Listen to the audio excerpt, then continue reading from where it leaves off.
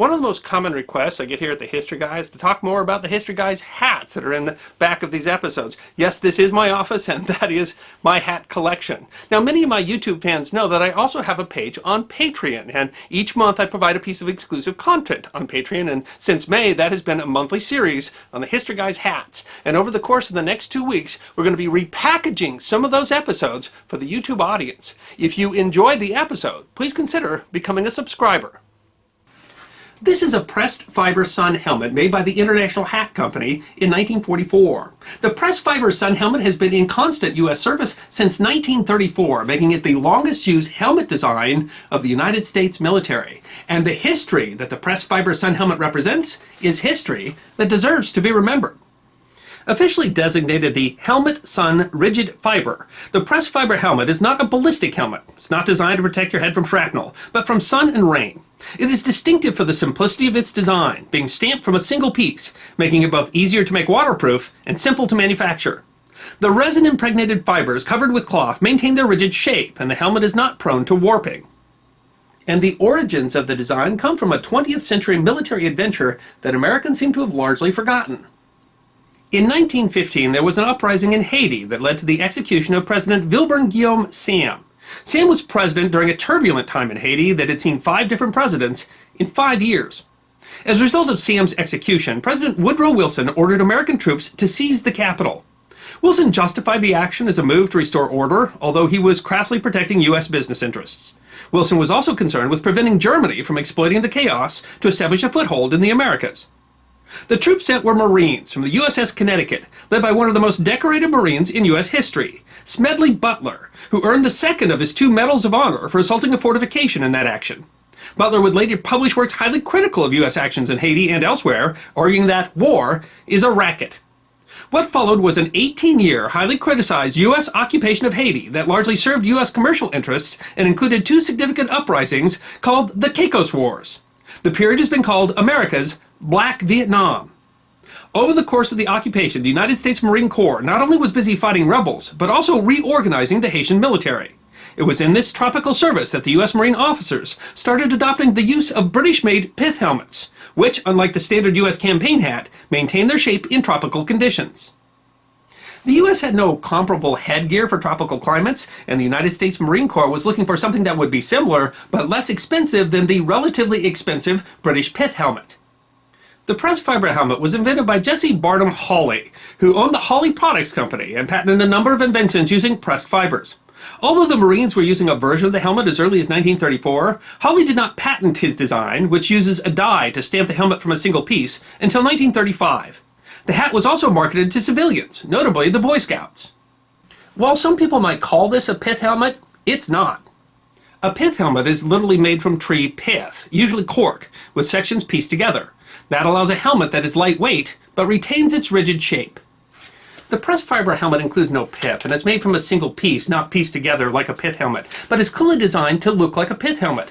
These lines here are purely decorative, but they represent where the pieces of a pith helmet would go together. This knob on the top represents what would be the vent on a pith helmet. And the pressed fiber helmet even has a fake puggery. That's this thing here, which would have been a scarf that was originally tied around a pith helmet so that the back of the scarf could protect the back of the wearer's neck. And you can tell whether a pressed fiber helmet was made by the Hawley Company or whether it was made by the International Hat Company based on the number of fake folds in the fake puggery. Hundreds of thousands of pressed fiber helmets were made by the 2 companies during the Second World War. But the pressed fiber helmet has another unique connection to history, this time during the Cold War. In March of 1951, Julius and Ethel Rosenberg were put on trial for violations of the Espionage Act. Julius Rosenberg was purportedly the leader of a Soviet spy ring that had provided the Soviet Union with classified material regarding the U.S. nuclear program. They were convicted and sentenced to death, executed by electric chair in 1953. The trial was one of the most controversial in U.S. history, with criticism of the trial both in the U.S. and abroad. Pope Pius XII personally appealed to U.S. President Dwight Eisenhower for clemency. The Rosenbergs were the only 2 American civilians to be executed for espionage-related activity during the Cold War. One of the members of the prosecution team in the Rosenberg trial was Miles Lane, who was at the time the chief assistant U.S. attorney for the Southern District of New York. Lane had a rather lengthy legal career as a private attorney, U.S. attorney, and judge. He was a tireless crime fighter who, as a U.S. attorney, brought tax evasion charges against notorious crime boss Frank Costello. As a member of a New York investigative committee, he investigated narcotics problems, school building safety, hospital abuses, underworld issues, and a scandal involving bid rigging for the New York City purchase of rock salt. He eventually served on the New York Supreme Court, where he wrote a famous opinion arguing that rampant crime justified the keeping of dogs, even if a landlord prohibited it, that became known as the dog case. But Miles Lane was known for more than his legal career. He was a famous professional sportsman. He had been a player on the 1929 Boston Bruins hockey team that had won the Stanley Cup.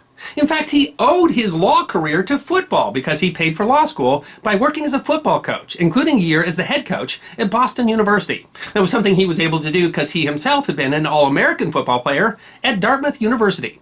Between 1925 and 1928, he led the nation in scoring.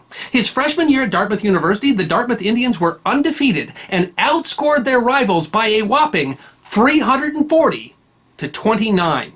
All part of their use of the new and still controversial practice of the forward pass. It was all part of a wide-open offense that their head coach had developed when he was previously head coach at the University of Iowa.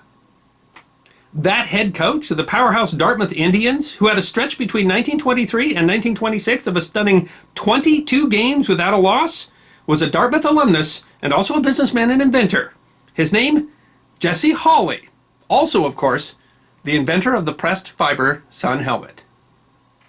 The pressed fiber sun helmet went into service in the 1930s, even earlier than the iconic M1 helmet. But what is most startling is that the pressed fiber sun helmet has been in continuous service ever since, still in use today nearly 80 years after it was first accepted into service. It was made in the hundreds of thousands during the Second World War, has been used by every branch of the military, and is still in active service today where it is worn by instructors on Marine Corps rifle ranges. The pressed fiber sun helmet is a window into history. I hope you enjoyed this episode of The History Guy, short snippets of forgotten history between 10 and 15 minutes long. And if you did enjoy, please go ahead and click that thumbs up button. If you have any questions or comments or suggestions for future episodes, please write those in the comment section. I will be happy to personally respond. Be sure to follow The History Guy on Facebook, Instagram, Twitter, and check out our merchandise on teespring.com. And if you'd like more episodes on forgotten history, all you need to do is subscribe.